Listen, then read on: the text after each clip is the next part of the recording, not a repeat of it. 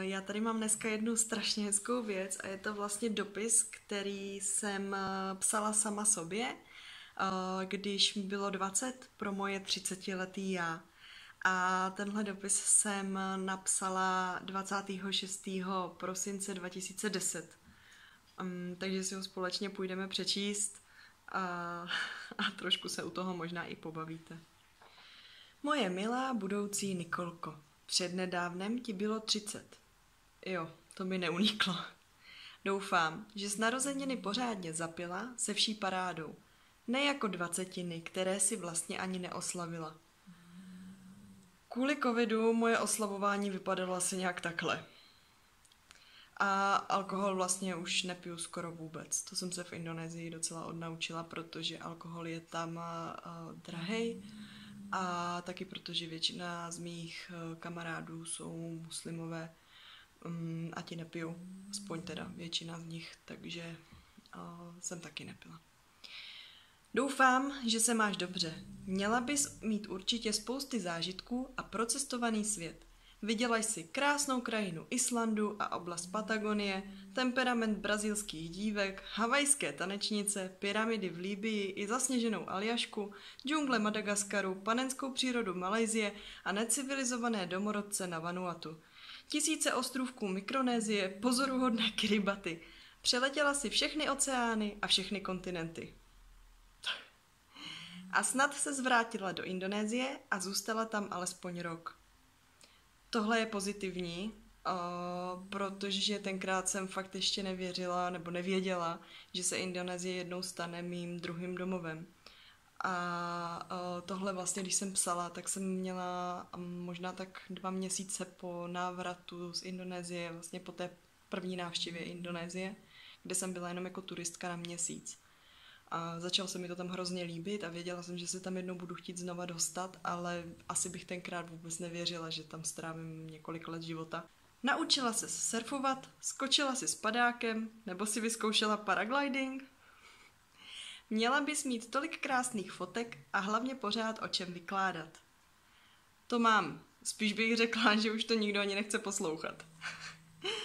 A teď si nejspíš zpět ve svém rodném městě, protože si vždycky chtěla nakonec zůstat tady. To jsem vážně chtěla. Jestli ses odstěhovala za prací třeba do Prahy, asi mi tím vyrazíš dech. Snad už nebydlíš s rodiči. Tohle je byt mýho táty. Máš vlastní byt, někde na okraji Brna? Bydlíš sama, s přítelem, nebo dokonce s manželem? Ne, to bych do tebe neřekla. Přece jen je ti 30. To si nikdy nechtěla, vdát se brzo a založit rodinu. Chtěla jsi být nespoutaná a zažívat stále nové věci. Možná se teď usazuješ a třeba hledáš práci. Nebo už ji máš. Určitě nejsi knihovnice ani archivářka.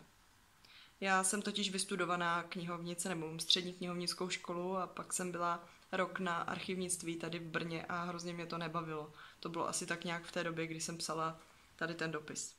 Neučíš ve škole ani nemáš monotónní práci. Měla bys dělat něco zajímavého, nikdy si nechtěla skončit ve stereotypním nudném zaměstnání. Tak za posledních 7 let jsem pracovala hlavně v turistickém ruchu a podnikala a vyučovala indonéštinu, takže rozhodně si nemůžu stěžovat a myslím si, že moje práce rozhodně není a nebyla nikdy monotónní. Píšeš? Cestopisy? Bylo by to fajn, ale to si nemyslím. Nevím, proč jsem si to tenkrát nemyslela, proč jsem asi byla přesvědčená o tom, že už psát nebudu, ale vlastně jsem byla na blogu docela aktivní, vlastně na Nikolas cestuje, odkaz je v popisku, tak tam mám k dnešnímu datu asi nějakých 260 možná článků o Indonésii a je teda pravda, že poslední článek je tam z března, ale to je prostě skrz mou školu a tady tu karanténu, covid a tady to všechno, že nemám moc motivaci a ani čas a energii něco psát, ale to se zase brzo rychle spraví. Měla bys mít aktivní život, jezdit na kole, na snowboardu, lyžovat. Určitě jsi spokojená, Nikolko. Říká ti tak vůbec ještě někdo? Říká. Snad máš dobrý vztah s rodiči. S bráchou, vídáš se aspoň s některými ze svých starých kamarádů. A co tvoje první a největší láska? Jste spolu? Myslím, že pokud žiješ alespoň z části takový život, jak jsem tu psala, tak už asi ne.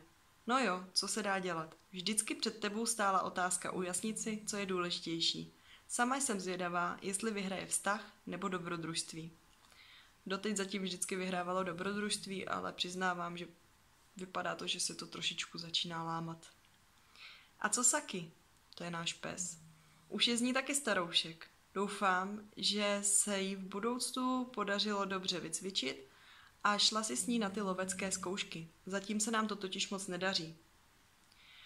Nešla jsem na lovecké zkoušky, ale tenkrát bych asi nevěřila, že nakonec budeme mít psy 2. Tady. Možná, že si tento dopis nikdy ani nepřečteš. Pokud máš pořád co dělat, na blog si už určitě zapomněla a taky na to nemáš čas. Doufám, že je všechno tak, jak jsi vždycky chtěla. Užívej si života, ale na rodinu taky nezanevři. Přece jen už ti není 20. Díky za upřímnost. Tvoje mladší a naivnější já. PS. Pokud teď sedíš zavřená v malé kanceláři se stohem papírů, doma na tebe čekají 3 hladové krky, protože ti manžel utekl s nějakou mladou rajdou. A jediné tvé zážitky jsou z kanceláře, tak mi dej radši nějaké znamení, ať se vzpamatuju ještě včas. Tak já si myslím, že kdyby mi ve 20 někdo řekl, že jsem naivní, takže mu ani nebudu věřit a že se budu asi vztekat. Protože si myslím, že jsem všem těm svým cestovatelským plánům fakt upřímně věřila, že jsem si myslela, že si je dokážu tedy ty svoje sny všechny splnit.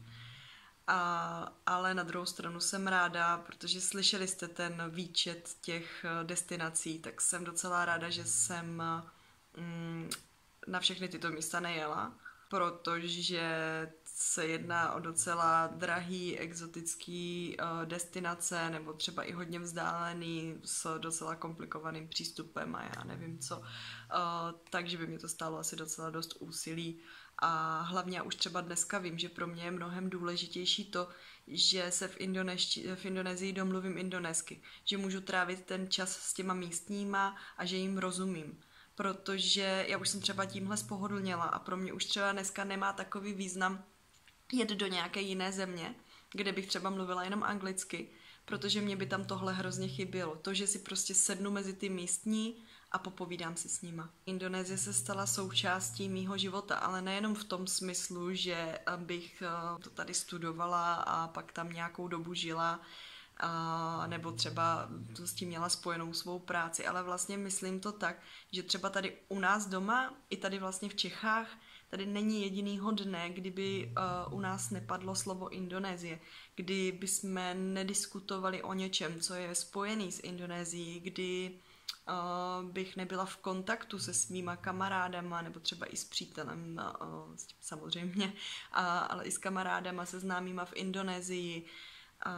A za tohle jsem hrozně ráda.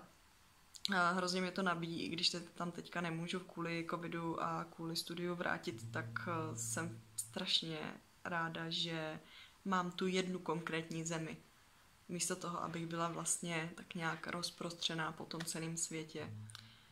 Já se přiznám, že já jsem si pamatovala celou dobu, že jsem kdysi tento dopis napsala. Já jsem ho tenkrát napsala na svůj tehdejší blog, na blog.cz, což byl takový blog o všem a neměla jsem tam jakoby jedno vyhrazený téma. Takže já jsem věděla, že to mám někde napsaný, ale nechtěla jsem ten dopis dohledávat, chtěla jsem počkat, až mě opravdu bude těch 30, abych se neochudila o to překvapení, protože už jsem si samozřejmě nepamatovala, co všechno jsem tam napsala.